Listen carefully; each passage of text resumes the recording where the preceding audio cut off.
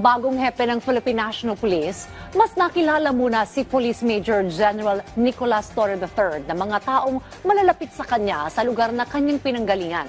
Yan ang ulat ni Regine Lanuza ng PTV Davao. Matalino.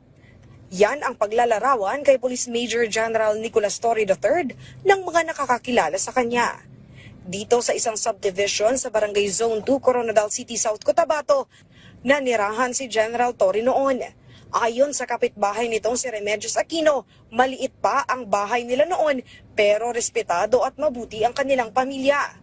Naging barkada rin ang kanyang anak, si General Torre, kaya alam niyang talagang matalino ito. Bata pa lang ay gusto na nitong may marating sa buhay. Gumraduate itong valedictorian sa Notre Dame of Marbel. Magandang mga pamilya. Nagsisimba kong linggo. Mababait sa mga kapitbahay. Actually, nung lumipat sila sa Iloilo, yung mga gamit nila, pinahingi na lang nila sa kapitbahay dyan sa likod. Noong high school, ay sa Coronadal Comprehensive High School na ito nag-aral at naging salutatorian ng Class 1988. Isa sa classmate nito, ang incumbent 2nd District South Cotabato Board member na si Junette Ines Hurtado. Ayon sa kanya, sa likod ng seryosong si General Torre ay ang kwela at makulit na ugali nito. Noong high school pa lang ay kadalasan siyang tinutukso at kinukulit. Pero si General Torre rin ang gumagawa ng kanyang math assignment. Actually, siya yung sobrang talino na hindi yung mapili. Ibig sabihin like kung gusto niyang turuan ka, humingi ka ng hindi yung katulad na iba na hindi pwede mangopya kasi dapat ako lang yung matalino. High school pa lang ay gusto na ni Torre na pumasok sa Philippine National Police Academy o PNPA. Pero dahil kailangan ng 72 academic credits, ay pumasok muna ito sa isang pribadong eskwelahan. Nagtapos ito ng top sa PNPA Tagapaglunsad Class of 1993 at doon na nagsimula ang kanyang karera bilang pulis.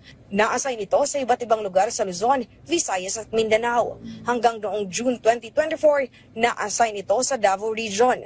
At dito na ito naging kontrobersyal nang inaresto nito si Kingdom of Jesus Christ Pastor Apollo Kibuloy. Mas naging kontrobersyal pa ito nang maging head ng Criminal Investigation and Detection Group o CIDG noong September 2024 at inaresto si dating Pangulong Rodrigo Duterte.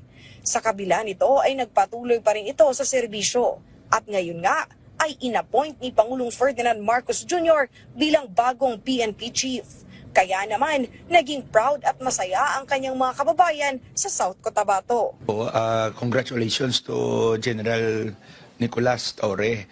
So we are proud nga taga-Barangay Sunto ang magiging next na Chief PNP. Kami mga taga-South Cotabato ay proud sa pagtatalaga ng isang kababayan namin, isang South Cotabateños na maglilid ng Philippine National Police. Inaasahan ang pag-upo nito bilang kapalit ni PNP Chief Police General Romel Francisco Marbil ngayong June 2. Regine Lanuza para sa Pambansang TV sa Bagong Pilipinas.